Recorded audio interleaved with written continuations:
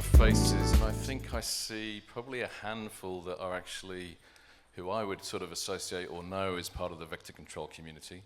And so I'm very conscious that there is probably a little bit of a dearth of kind of knowledge and awareness of some of the things which actually exist and what we're doing in vector control. I will speak a little bit more broadly than around nets, but maybe just to sort of start off and put a bit of context, I wanted to reflect on the Sam Batt paper from 2015, which we talk about a lot in the vector control community, but it may not be so familiar to some of you in the audience here, which is essentially the contribution of vector control and the use of insecticide-treated nets and indoor treatments with residual insecticides towards the reduction in malaria cases between 2000 and 2015.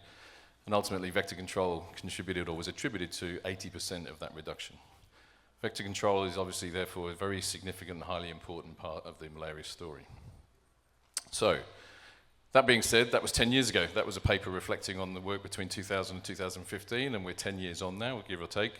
One of the most pervading challenges has been resistance. It's one of the reasons why the organisation I lead up, IVCC, is one of the reasons why we exist, is obviously to look at generating new insecticides for use on nets.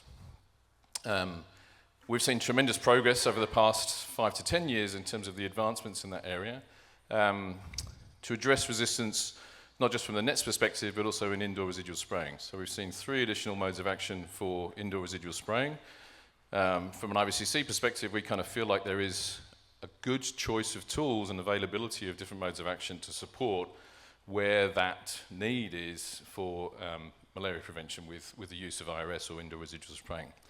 The challenge around nets, we've seen in the last 2 years the introduction of an additional mode of action for insecticide-treated nets with the chlorphenapyr dual AI nets, first from BASF and then a couple of others which have followed. We've seen the impact that that's had with the RCTs which came through the New Nets project, and the 50%, give or take 50% improvement from the Benin and Tanzania trials over and above that previous standard of care of pyrethroid-only nets. So there has been significant advancements in terms of additional mode of action for nets. There is a pipeline, and our focus, it's not really surprising in terms of our focus, is still to expand that range of modes of action on nets. We would expect to see, and we hope that there would be probably an additional 3 modes of action before 2030, touch wood, fingers crossed, everything going according to plan. Obviously addressing that need to address resistance. But these are indoor tools. IRS and nets are targeting indoor transmission, and we have this other pervading challenges and emerging challenges around either outdoor transmission, for which there are no current tools available today. There's a parallel symposia which is running at one of 2 additional vector control symposia, which is one of the reasons there's probably absence of vector control people in the audience here. But one of those symposia is actually presenting a suite of results on the ATSB, the targeted sugar baits, which didn't go according to plan. And the results which will be shared is essentially that the major trials which were intended to show impact on malaria didn't.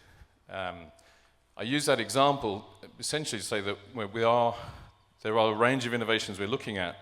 There are challenges in addressing and solving some of these vector control problems.